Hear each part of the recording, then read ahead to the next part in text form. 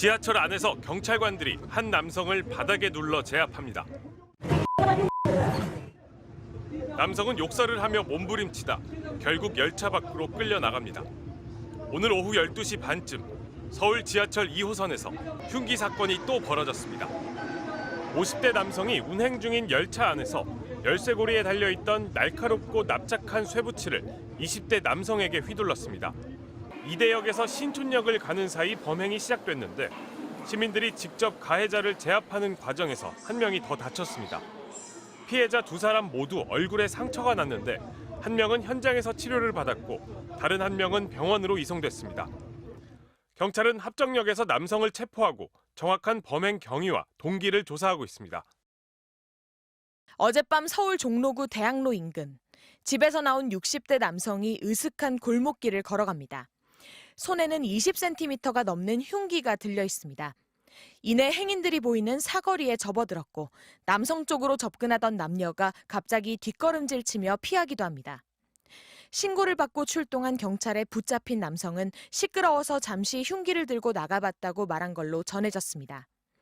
혹시 가게에 올 수도 있다고 생각이 들어서 이제 조금 많이 긴장을 했던 상황이었죠. 이 남성이 흉기를 들고 다닌 서울 대학로 일대는 이른바 특별 치안 활동 지역입니다. 신림역, 서현역 흉기난동과 온라인 살인 예고글이 잇따르면서 경찰은 지난 4일부터 다중밀집 지역을 지정해 순찰 인력 등을 집중 배치하고 있습니다. 흉악범죄에 대응하기 위한 특별 치안 활동을 선포합니다. 이에 따라 어제까지 2주간 전국 4만 3천여 곳에 약 18만 명의 경찰이 배치됐다고 밝혔습니다. 최근 강력범죄가 발생했거나 유동인구가 많은 서울 시내 주요 지하철역 인근 등 우범 지역에선 오늘도 기동대원 등이 24시간 순찰에 나서고 있습니다. 하지만 흉악범죄가 계속되자 특별 치안 활동이 오히려 또 다른 치안 공백을 불러온다는 지적이 나옵니다. 서현역에서 집중적 순찰하다. 그러면 어떻게 할까요? 장소를 옮기죠. 시간 집중적 순찰한다 그러면 그 시간 피하는 거죠. 기동대에 특공대, 장갑차까지 총 동원했지만 보여주기식 아니냐는 평가가 뒤따랐습니다. 그 예고글 중에서 현실성이 높은 어떤 걸 분석할 수 있단 말이에요. 거기에 따라서 경력이 움직여야 되는 거지. 전혀 과학적이지 않은. 또 특별 치안 자체가 목적에 그쳐서는 예방 효과를 기대하기 어렵다는 비판도 제기되고 있습니다. MBC 뉴스 구나인입니다. 성폭행 피의자인 30대 남성은 도심 공원과 붙어있는 야외를 범행 장소로 택했습니다. 인적이 드물다지만 등산로에서 불과 4, 5m밖에 벗어나지 않은 데다 주택가와도 100여 미터밖에 떨어져 있지 않은 곳에서 평일 대낮에 사건이 발생한 겁니다. 주민들의 충격이 클 수밖에 없습니다. 여기는 운동가 엄청 많이 하고 사람들 많이 다니는 데거든요. 너무 불안하죠. 더욱이 지난달 신림역 흉기난동 현장에선 자전거로 10분 거리인 2km 정도 됩니다. 그전에도 신림동이었고 그래서 CCTV 없는 데를 웬만하면 안 가고 계속 집사람을 쳐다보게 되고. 처음 보는 상대에게 범죄를 저질렀다는 점도 지난달 흉기난동 사건을 떠올리게 합니다. 왜 그러셨습니까? 죄송합니다.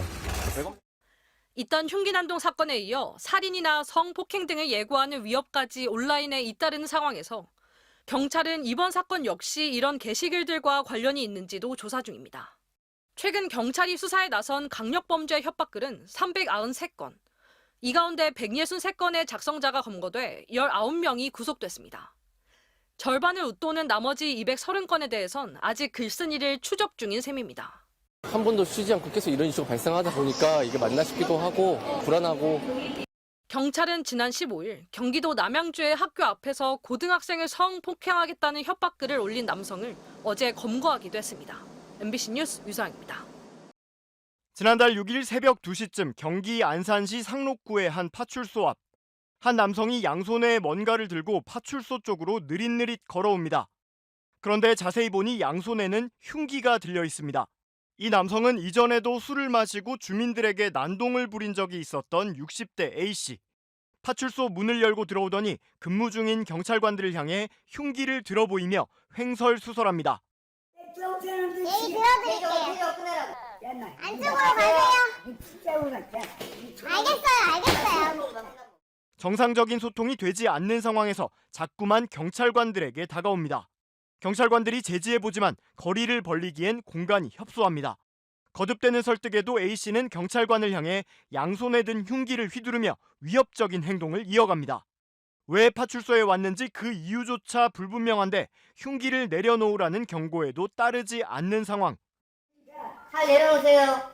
내려오세요. 물 받지. 칼 지금 2개 들고 뭐 하시는 거예요? 칼 내려오세요. 앞쪽에서 3단봉을 들고 테이저건까지 겨눴지만 위협은 계속됩니다.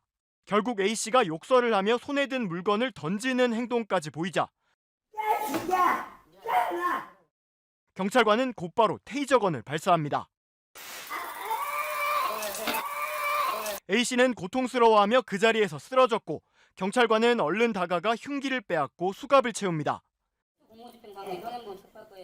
경찰은 A씨를 특수공무집행 방해 혐의로 구속해 검찰에 넘겼다며 흉기 난동 관련 범죄에는 특히 강력하게 대응하고 있다고 밝혔습니다.